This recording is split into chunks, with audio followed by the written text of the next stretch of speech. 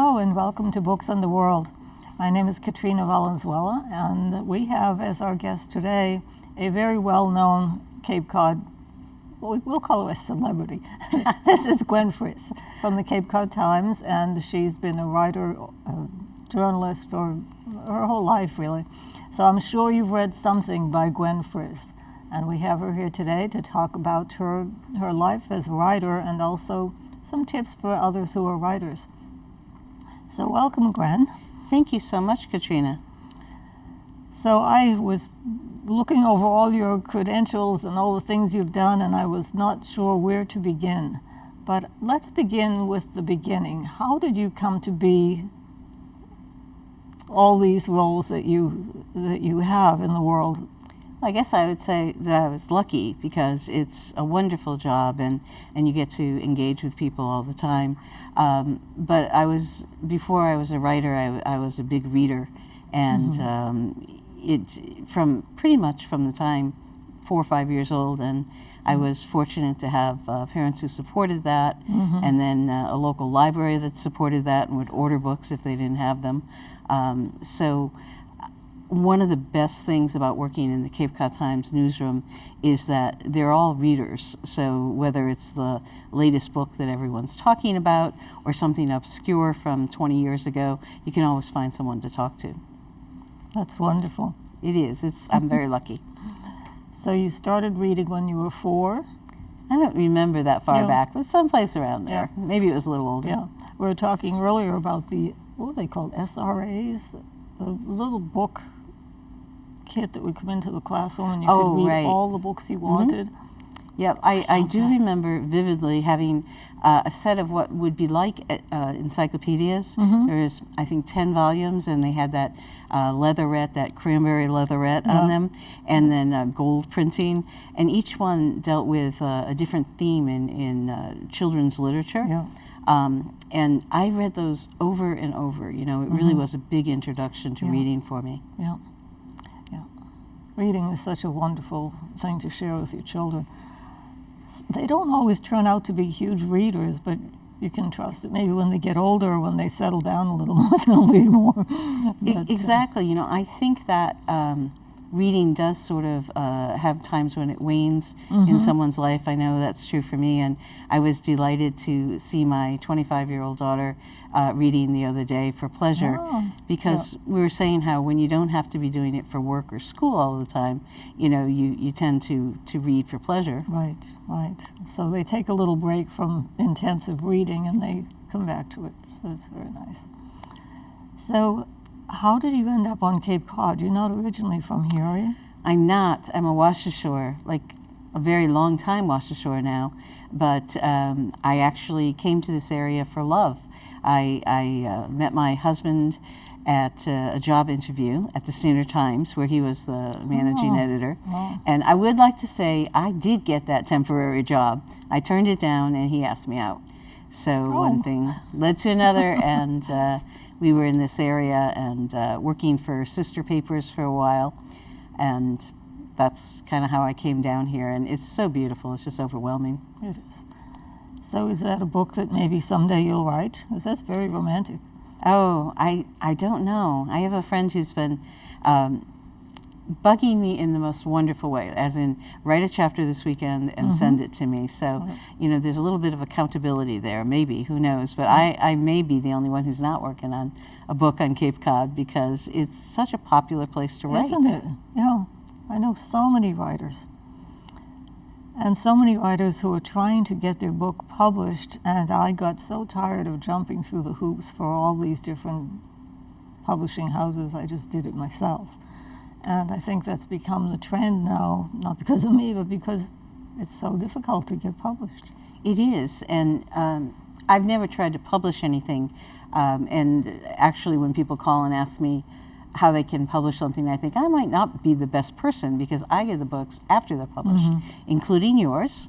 And I was really excited to come today because I wanted to talk a bit about how a community newspaper like the Cape Cod Times can be involved in helping authors, in helping poets, Yes. hopefully even at some point in helping visual artists to get their message out. And we have several ways of doing that, but sometimes it can be confusing, so I was hoping we could go over some of those ways. Sure. I found it very helpful that you published a few little things to bring attention to my book.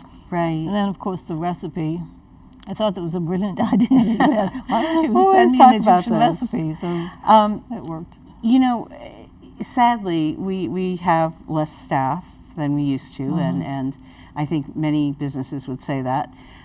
So we no longer can take emails and from those emails run a list of, for example, readings and book launches and that kind of thing.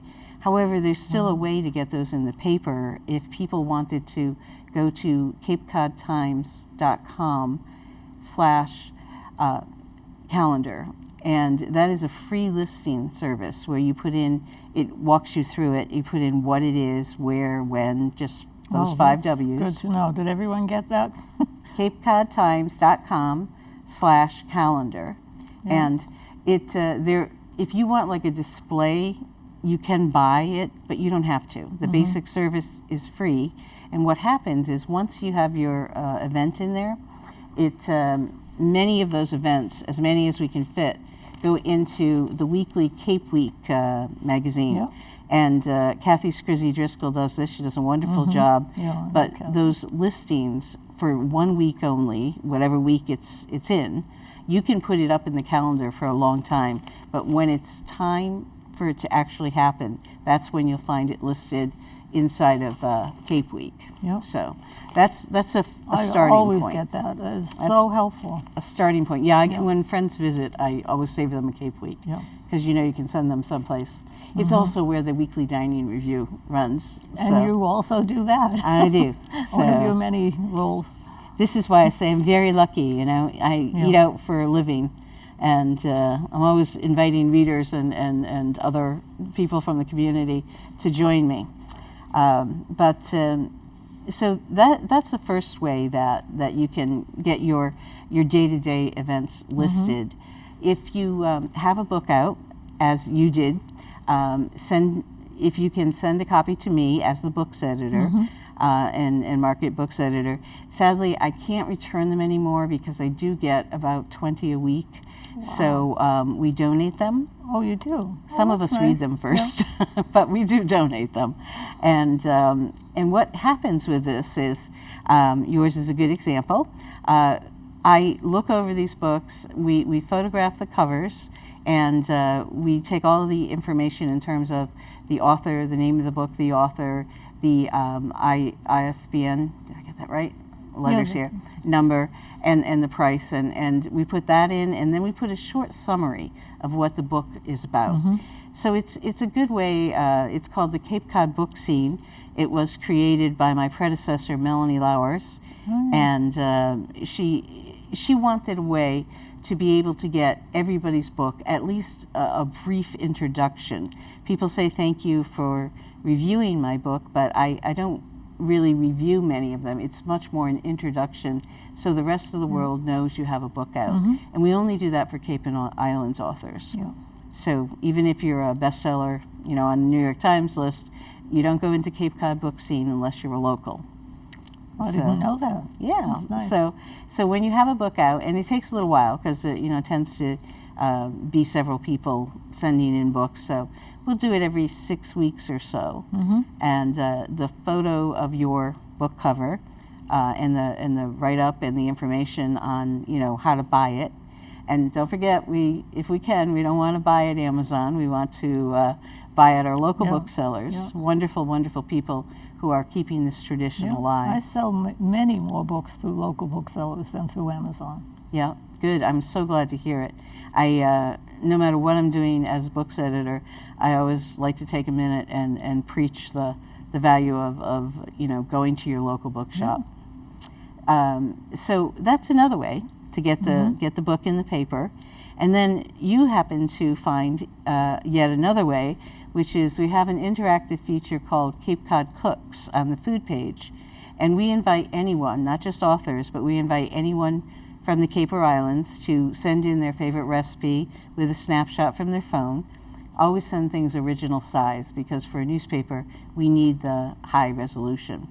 And we will, and a little bit about yourself and how that recipe came into your life.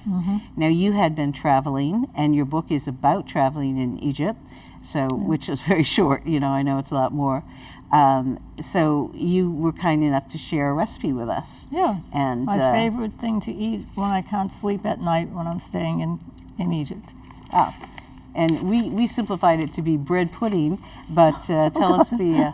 They would never call it bread pudding. Okay, tell us the name It's of it a again. very old traditional dessert called Ali, which means mother of Ali. So some woman would cook this for her son Ali. And it's, I suppose you could call it bread pudding, but it's not made with bread. It's made with a kind of cracker that they have. It's very thin. And if you don't have that, then you use phyllo dough. And it has every sinful, delicious thing you can imagine in it. And then they it looked bake just it. wonderful, the photo you sent. And if we're making you hungry, you can search Katrina's name at CapeCodTimes.com, and her recipe will Oh, it's is one still of the there. things. Oh, good. It's still there. That is the wonder of the internet. It's infinite. I forget I can go back and find things like Yes. So there's that. And then one last thing is, if you have written a book that is particularly timely or particular to Cape Cod, you might want to follow up your sending the book to us with an email to me. It's on top of all the pages, but it's gfriss@capecodonline.com, because we take that sort of story pitch, and some of those events, if they're, for example, when Eileen McNamara visited with her book about Eunice, we did do an advance of her visit, so that's one thing that might happen. Yeah. Or if you happen to have a photo book and you want to share Beautiful. some of your, I'm showing it to you, I should probably show it to the audience. Share some of your photos with us.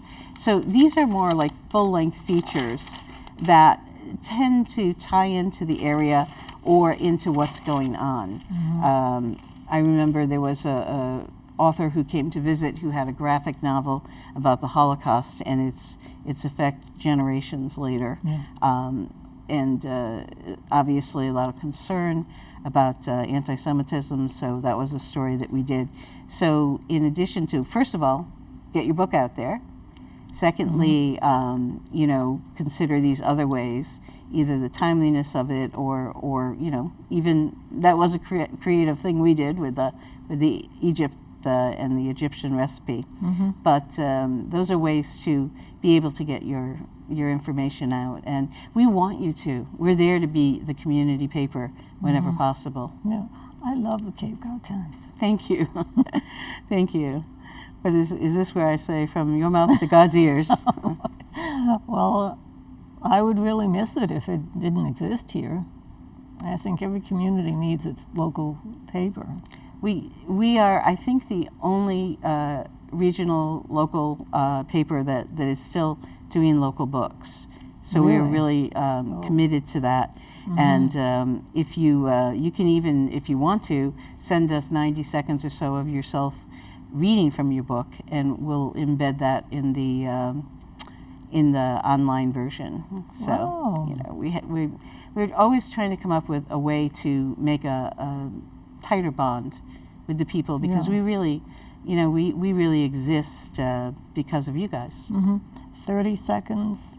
90 seconds or so. Okay. I am Katrina Valenzuela, and this is my book. And then read the beginning of a chapter, or whatever you like. Whatever you like. It's just one more way that people can experience reading about your book and getting to know it. A few people have done it, and it's kind of a fun way to get across another sense. So just audio, not video.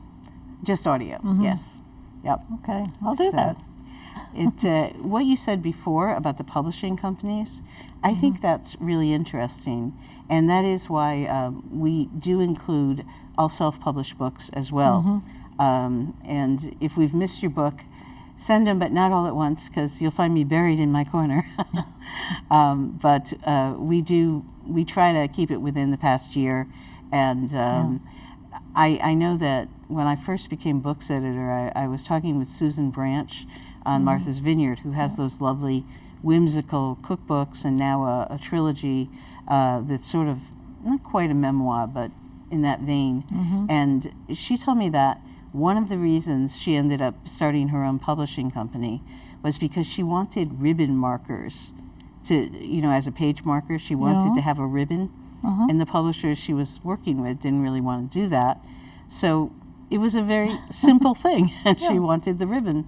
And, there are a lot of local publishing houses that have grown up. I know that K.R. Conway, who has the Undertow series, she has a publishing house called Wicked Whale. Oh, yeah. I hope I got that right, Kate. She did my cover. Oh, okay. I didn't realize she, I should know that she She's did a graphic covers designer too. Yeah. And I was thinking of Susan Santangelo and her Baby Boomer books. I'm sure there are many more, but people are finding that self-publishing is the way to go. What I found was I would present it to, because we have our conference every year, I'd always talk to a few of the publishing agents. The Cape Cod Writers Center? Yes, Cape Cod Writers Center has a wonderful conference every year in August, first weekend of August. And a few of them said, I love this book, I love the humor in it, it's fascinating, but I know that my company would not publish it. I said, well, why not? And they'd say, well, we know what our company is looking for, and this wouldn't appeal to them. So it went on, and I finally said, well, there have to be people out there that would like to read it, because it's about women and adventure and taking chances and all these fun things, but I guess they were not open to that theme of women having big adventures. So that's why I just said, I'll just do it myself. It's great that you could do it yourself and not have to write a book that was tailored to someone else's desire. Well, I wouldn't change it. No, I'm very set in what I'm doing in the world, and I'm not writing to please someone that I don't even know or care about. And I have to say, your book is a good companion piece to your recent visit on my show, Life with Gwenn, during which, even though we only gave her this much room to dance in. As big as the table. That's right. It's a tiny little studio, not like this beautiful studio. But it gets the job done, and Katrina showed us some Egyptian dance moves. So you can also find that when you search her on CapeCodTimes.com. And we'll have everyone learning a little bit about the relaxation and focus, I think, that it's a moving meditation. Right. It felt that way. Yeah. What did we say? Tai Chi with a veil. It was a lot of fun. I'm glad you came. Yeah. Even though I got all caught up in the veil. Yeah, well, these things happen. It's live. There's no live editing TV. involved. So. That's right. So you found your way out. So I think we were doing well. Yep. So we have also started a couple of things in addition to the books page. There's a monthly poetry contest that the Cape Cod Times runs. Oh, that's great. And I have nothing to do with it. I don't feel that I'm qualified to judge poetry. So we have a panel of published poets who do that. Nice. And the directions will be in Sunday, and we'll be able to... so it's just starting? No, actually, it's about a year old. I did bring a page to show you. So it's a lot to absorb, and I know how that is. So here we go. This is actually what runs here is a monthly page that has the winning, usually it's 5 winning poets, their poetry, and what inspired them to it. So we wanted to do this because we felt that the poets were not getting enough exposure. Yeah, I agree. So, and now I'm open to the idea of finding a way to do that with visual artists, but that'd be on the horizon. Yep. So the paper is open to your new ideas, new adventures. Yeah, I think that our basic mission, no matter how crazy we become in the information age, is to bring information from our community to people in our community. So to be that exchange piece, whether it's in food or books, but these new things like listing in the daily calendar, they allow us to handle more information and get more out there, you know, even with our more restricted staffing. Yeah. Well, I wonder if the younger generation feels, as we do, that things that are in hard copy, such as real books on real paper and real newspapers, that they're still relevant, because I don't feel that they've become obsolete at all. I despise reading books online. It's not relaxing. You can't curl up in bed with a cup of tea and read online, because it feels like you're still working, you know? That's exactly how I feel as well. I rarely am touching the computer if I don't have to be after finishing the work. But, you know, despite that, I think it's the content that matters, and the delivery system. You know, whoever chooses what they want to use, you know, whether it's paper or you know, a reader or whatever it is. I mean, I know my favorite thing to be reading for on the road is not while I'm driving, but is a small paperback, because it can go in my purse, into the bank, so I can read while I'm in line. I'm very impatient, and it just makes you able to use your time and enjoy it. Yeah, and there's something very sensual about the tactile, reading a book or reading a paper, rather than pressing a button and looking at that bright light. It also has that feeling that this is for me, if I really like the characters in a book, and then I turn the last page, it's like, oh, they're gone. It's like, where'd they go? To start over again. Finally. That's right. Well, we may be dinosaurs, but we're keeping the publishing industry and the written word alive. You know? I feel very lucky to have books as part of the jobs that I do at the Cape Cod Times. Yeah. So, what events do you have coming up? I think you mentioned something that you're going to be doing. Well, this is, I know this can be showing anytime, but we are right now having, most of the bigger events are a little bit on hold while the country, you know. If you want to talk to me, my calendar is freeing up. But normally, in the past, I've had the privilege of introducing authors at the series where the bookstore down on the Lower Cape, where the sidewalk ends, and that was a privilege. You know, it's really, you know, I had a chance to spend a day with Ellen Hildebrand many years ago when she was first starting, and it was a wonderful experience to see how much of the island she put into her books. Nantucket. Someone she knew said that her books were the souvenir you took home from Nantucket, and that's true. Wow. She's very talented with setting. Yeah. I do events if people want to call. So Okay. that's right. We will, you know. That sounds Careful good. what you say, because there are a lot of people here waiting to do something exciting like that.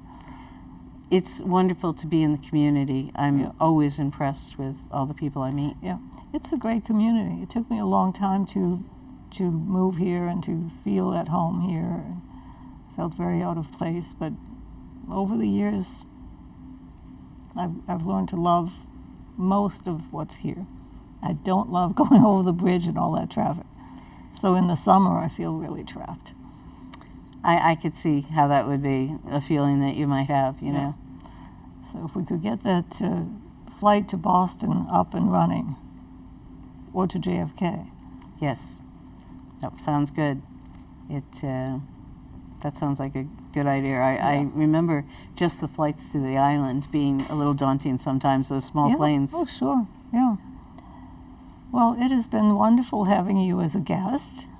We have lots more to talk about, but we'll find more time to talk. Thank you so much, because really, we want to be a reflection of our community, and the opportunity to get that message out on your show is a privilege. Thank you so much. Well, thank you. And everyone, you can find Cape Cod Writers Center online. You can find Gwenn Friss online, or you want to give your contact info or no? We can. Email is gfriss@capecodonline.com. But a quick search or right at the top of the newspaper, Right, it's on there. Your name is everywhere. So, yeah, well, now I'm worried about overexposure. So all of you out there who are writers, don't give up. Keep writing. Use the winter months as your inspiration. Can I plug the show that we do? We do a live show each week, and it's called Life with Gwenn. You can watch it live at noon on Wednesdays, or you can just catch it later at capecodtimes.com/lifewithgwenn, another place you'll find Katrina's dancing.